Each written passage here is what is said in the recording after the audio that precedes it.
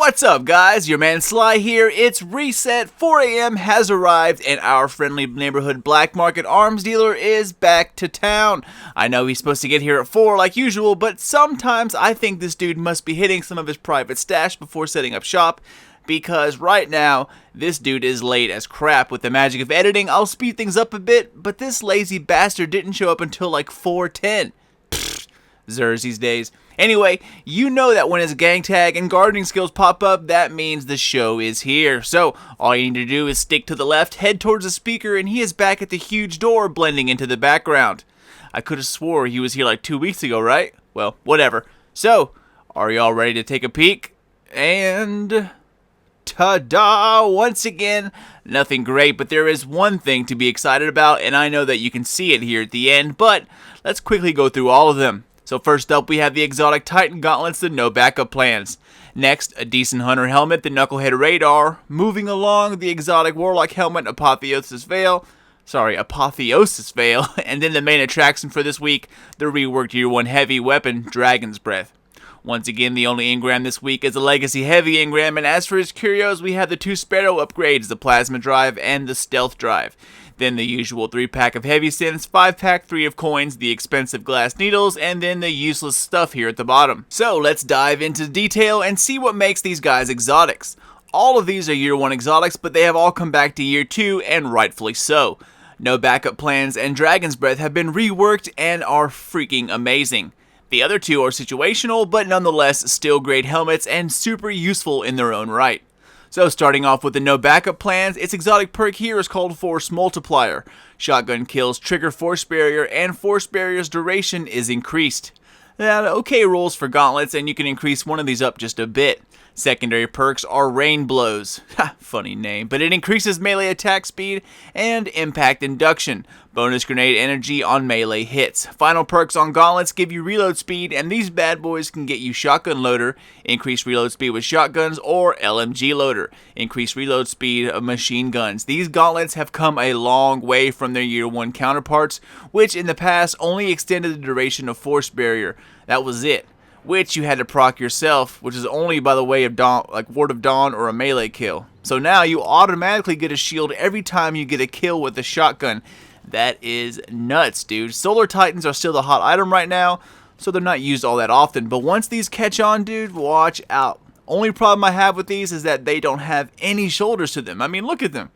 They look great on chick Titans, but not so much on dude Titans. Either way, I like the hologram look. So, moving right along, we have the exotic hunter helmet, the Knucklehead Radar. Exotic perk here is called Sensor Pack. Radar remains visible while aiming primary weapons. Crusty stats for a helmet with mid-30s for discipline strength, and of course you can bump one of them up just a little bit higher. Secondary perks here are Inverse Shadow, increased super energy gained from killing minions of darkness, and Ashes to Assets, gain bonus super energy on grenade kills. Finally, my second favorite helmet perk, Better Already. Shield start recovery immediately after orb pickup. Now this helmet is a great placeholder exotic. I used this on my baby hunter back in the day until I needed a specific exotic, but the Knucklehead Radar pretty much stayed on the whole time. I mean, what's not to like about having a radar all the time? It's great in PvP and super useful in PvE. So if you don't have anything good to give your huntard right now, pop on the Knucklehead Radar. You'll definitely miss it when it's gone. Besides, look at his face do a little dance. Ha! Anyway, so next on the list, we have my very first exotic piece that RNGesus ever gave to me back in Vanilla Destiny, the Apotheosis Veil. Its exotic perk here is called Private Reserves. Immediately regenerate health, melee, and grenade energy upon activating your super. Poopy rolls with 33 intellect and 35 strength, and like usual, you can go grab one of these bad boys just a little bit higher. Secondary perks are Inverse Shadow, increased super energy gained from killing minions of darkness, and Second Thoughts, gain bonus super energy from special weapon kills on PvE enemies. Finally, my favorite helmet specific perk, Infusion, replenish health each time you pick up an Orb of Light.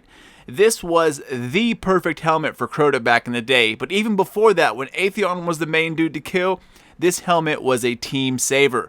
You know that you could always pop your super in panic mode to keep from dying. I used to think that it looked cool, but now, not so much. However, this shader looks pretty sweet on it though, right? And finally, we come to the main attraction, and the only reason I didn't give 0 thumbs down this weekend, Dragon's Breath. Its exotic perk is called Napalm. Release trigger after weapon to drop a solar damage napalm canister. Its barrel upgrades are Smart Drift Control, Linear Compensator, and Confined Launch. Secondary perks are Surplus. Expect to find more ammo for this weapon, and Who's Next? A kill with the final round in the mag increases reload speed. As for its passive perks in the middle, we have Quick Draw, Javelin, and Speed Reload. This launcher was way overhyped and hyped to the max back in the day. While a team using this did do some damage, nothing could beat out Gjallarhorn. So since it didn't track, it only dropped a solar flare the size of a Warlock grenade, it fell to the wayside. But now it drops fire, and lots of it. They nerfed the hell out of the speed and blast radius, but the main focus here is the napalm canister. So, not too much for an explosion. It takes a little bit to get used to, but this is definitely one of the more unique launchers out there, and the small added effects of smoke barreling out while it's on your back, or the exhaust vents glowing red hot after you fire the weapon, give it an awesome touch.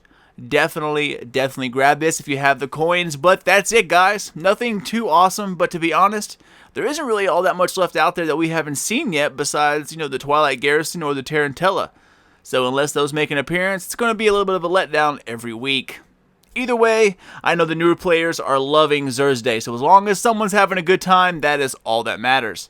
But adios, guys. Happy trails. It starts up here in a few hours, so good luck with that. And as usual, if you're watching this right here, right effing now, then you, my Xursday-loving weapon fiends, are the biggest group of badasses that I have ever seen.